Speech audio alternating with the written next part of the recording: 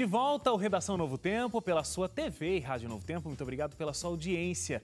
Falando em audiência, a gente quer mandar abraços para pessoas que sempre acompanham aqui o Redação, interagem com a gente nas nossas redes sociais. Então, um abraço especial para o Osmar Santos, para a Vânia Elizabeth, para o Jorge Guimarães, a Armanda Nunes, a Lucília Ruiz e o Thomas Oliveira. Um abraço para vocês, muito obrigado pela audiência sempre.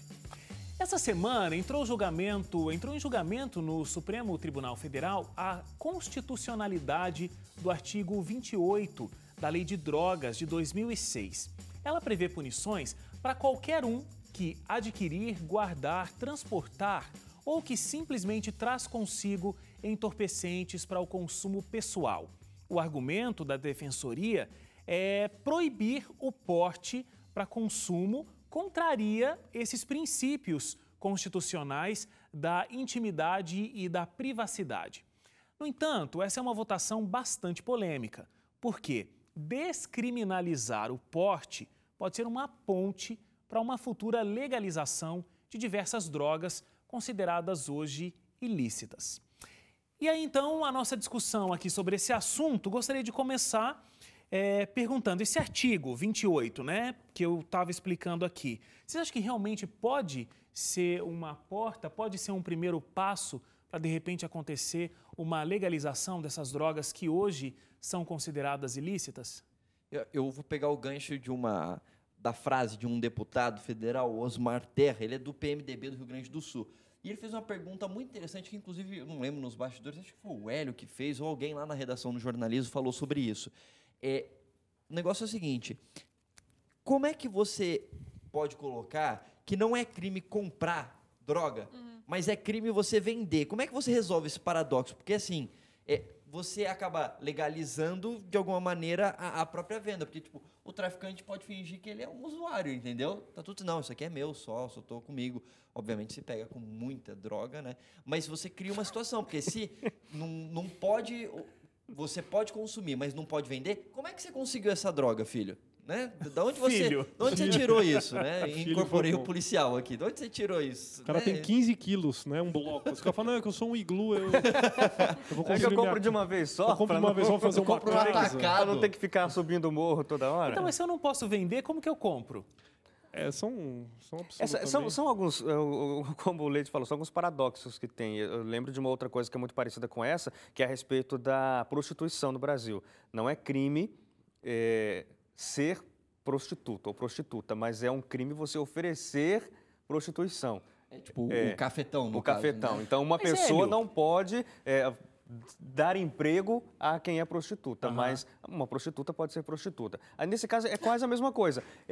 Você não pode vender, mas você pode comprar. Mas para eu comprar, alguém tem que estar vendendo. Não, mas ainda tem uma diferença, porque, por exemplo, vou decidir, vou me prostituir. Ninguém está me contratando, ninguém está me colocando, está administrando o meu negócio. Eu me coloco lá na internet disponível e vou me prostituir, não estou cometendo um crime.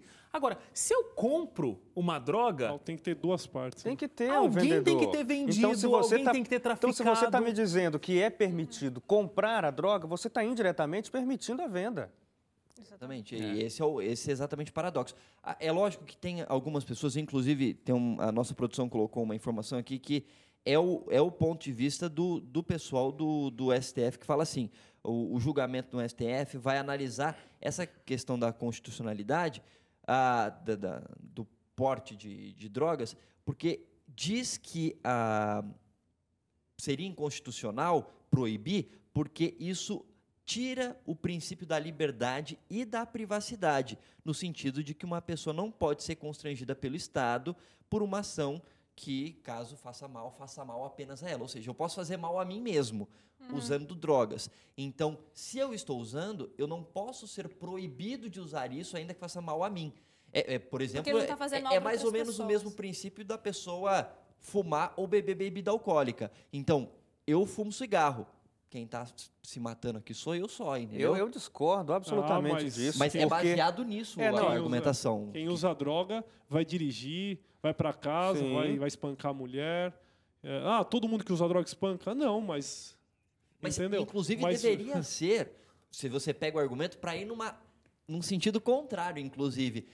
Se Só que é que o pessoal pega o gancho para tentar ainda apoiar a descriminalização. apoiar a descriminalização das drogas. Mas se você olha uma situação como essa, aí você fala, né? Não é um problema só para a pessoa, pode ser um problema para a própria sociedade. Isso deveria fazer pensar sobre o fato de ser vendido livremente bebida alcoólica e cigarro também. Né? Bebida alcoólica, cigarro, açúcar. Quantas pessoas no Brasil...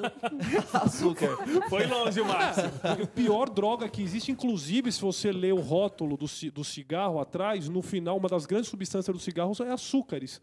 Todas as bebidas, o que vicia mesmo na bebida é o alto grau de álcool, que nada mais é do que um tipo de açúcar. Então, a gente precisa começar a repensar isso, né? Exatamente. Se for pensar, como o Márcio disse, que a gente também viu algumas pessoas falando exatamente sobre isso, que a droga, apesar de fazer mal para o próprio usuário, qual é a decorrência disso? A família, que de repente pode sofrer qualquer tipo de agressão, o roubo, porque a pessoa fica viciada, e aí, obviamente, por não ter mais condições de comprar, ela passa a roubar, porque o vício é mais forte do que, de repente, a consciência. No caso do álcool e do cigarro, principalmente do álcool, a gente também tem um cenário muito catastrófico aí. Homens embriagados que também, né, batem na família, no trânsito também, quantos acidentes, vários, inúmeros acidentes por causa do uso do álcool. Então, realmente faz a gente pensar por que de repente, essas duas drogas, né, álcool e cigarro, que também ambas matam, de uma maneira legalizada, e as drogas, de repente, não são. Por quê? Não estou defendendo aqui que deveria. Suzane, Só estou dizendo assim, uma pergunta, o que muda para o governo? A questão principal é quem está ganhando. Só Então. isso. Pergunta quem está ganhando. Com o cigarro e com a bebida, quem está ganhando é o governo. E com as drogas consideradas ilegais, alguém está ganhando de maneira, entre aspas, ilegal, está no mercado negro. Então, quer dizer, agora, quem está ganhando, obviamente, não quer perder essa boquinha, né? Essa boquinha, que é um dos E maiores... nessa situação, inclusive, fica com duplo sentido, perder a boca, né? Então, quer dizer, toda a questão... A gente tem que ver a questão financeira, porque é o que move mesmo. Ninguém pega droga e é de graça. Agora, só para concluir, que já vai acabar o tempo também. Tá pegando já pegou o clima já. É a questão da família. Eu não vejo meu filho nem com álcool, nem com cigarro e com droga sendo, sabe, isso sendo uma coisa permitida. E querendo ou não, acaba entrando na cabeça, é descriminalizado, você pode usar. Eu que tenho meu filho, eu acho isso uma aberração, assim como qualquer outra droga, e sou totalmente contra essa descriminalização. E aí esse argumento de que, mas olha o que a droga faz, ela movimenta o tráfico, aí a gente tem toda essa história, armamento, essa guerra entre polícia e traficantes. É mais uma vez querendo resolver um problema, criando outro, porque... Então tá, a gente libera, aí não vai ter mais crime então? Não existe mais crime organizado? O único problema do crime organizado no nosso país são as drogas? É isso? É difícil dizer, mas aproveitando aqui, não sei se o Leite ia complementar, só mais ou menos esse assunto que você está falando sobre crime, outra coisa que também levantaram aí nessa questão é que o usuário ele é visto como um criminoso. E de repente uma pessoa que precisa de ajuda, de uma assistência médica, alguma coisa do tipo, e realmente, né, ele é visto como um criminoso e esse estereótipo acaba de repente inviabilizando um possível progresso de melhora. Vou contar aqui um exemplo rapidamente. Eu tive acesso a um caso, não sou parei agora como advogada, né? Diga, doutora Suzane. Não, eu tive acesso, né, a uma história de um rapaz que foi baleado. Isso aconteceu lá no Centro-Oeste. Ele não estava fazendo nada demais, ele simplesmente estava na hora errada, no lugar errado, conversou com alguns caras. Esses caras estavam realmente sob efeito de drogas, atiraram nele, enfim, ele foi parar no hospital. Só que estava amanhecendo o dia, ele estava vindo de uma festa, né, e tudo mais. A médica que recebeu ele olhou ele de maneira muito preconceituosa nesse sentido. Começou a falar com ele de maneira áspera, não vou reproduzir tudo aqui, o que aconteceu, mas tratando ele como se fosse um usuário. É um usuário, é um drogado, é uma pessoa assim. Então deixou ele lá no canto e ele levou um tiro assim no maxilar, então ele estava jorrando sangue. E, de repente, chegou uma pessoa da família, aquela policial, e realmente colocou ordem na situação. E ela falou para ele assim, para a médica, esse cara é um cara de bem, não é um drogado da vida, não é um cara que rouba. Explicou para ele que tinha família e tudo, e a médica começou a providenciar o tratamento devido. Então, de certa maneira, o usuário ele é visto como criminoso. E, de repente, um usuário não seja necessariamente um criminoso. Mas aí é que está o ponto dessa questão da descriminalização da droga. O que pode acontecer, você pega exemplo de outros países, tipo a Holanda, que, né, a venda de maconha é liberada e outras drogas, né, desde 1970 em alguns lugares para quem tem acima de 18 anos.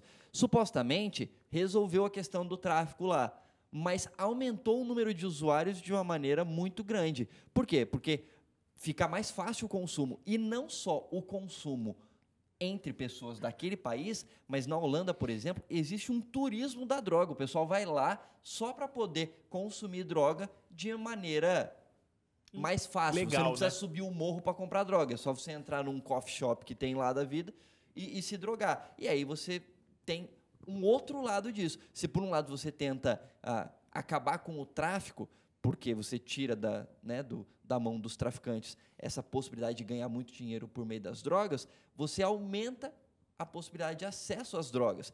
E aí você tem um aumento de usuários. E aí você tem um problema de saúde pública muito grande dentro do país. O que é errado nunca pode ser certo. Acho que, por mais que a gente tente remediar, se essa pessoa ou se os drogados são tratados de maneira ruim, então que trate melhor deles e trate bem também aquele que vende droga, mas encaminhando para o que é certo, não tentando abrir mais para aquilo que é errado. Uma ferida nunca pode ser curada abrindo mais, ela deve ser sanada. Né? Muito bom. O que é errado nunca bom, pode ser certo. Muito bom. Daqui a pouquinho a gente discute sobre o processo envolvendo o senador Romário, acusado pela revista Veja de sonegação e de ter uma conta milionária na Suíça. A gente volta daqui a pouquinho.